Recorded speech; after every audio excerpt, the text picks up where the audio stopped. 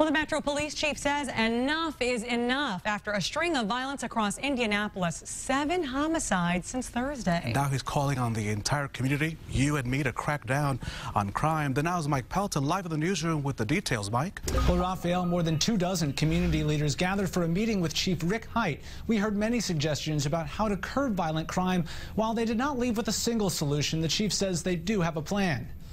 I think it's important to know we're on the cusp of change in our city. But how best to affect that change is a big topic of debate among community leaders. Today, many of them, pastors and police, gathered to try and find answers. It's going to take a while to see all that you want to see, but what you're going to see is a concerted effort by the community and the police working together.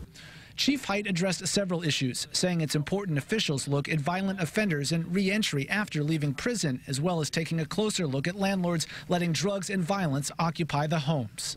Talked about making sure the nightclub task force, what is too many nightclubs in our neighborhoods, what type of owners should be operating these businesses, and at the same time, what should be the plan for expulsion out of these businesses. Chief Height says community efforts will come with an increase in police patrols. With the recent string of violence, the criminal homicides tally 85 this year, about the same at this point last year, while touting community involvement. But we also have to be very clear, we're the police, and we cannot allow it to continue where the violence is continuing. Those who attended the meeting say this is a step in the right direction. The big piece of this is the opportunity for the community to get more engaged and more involved.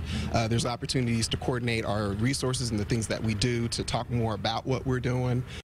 And the chief says that increased patrols in select hotspots began last night, and they will hold more community meetings in the future. Now, some of those who attended suggested IMPD take on a stop and frisk policy. Why the chief disagrees with that, coming up at 5. Live in the newsroom, Mike Pelton for the Now Indy.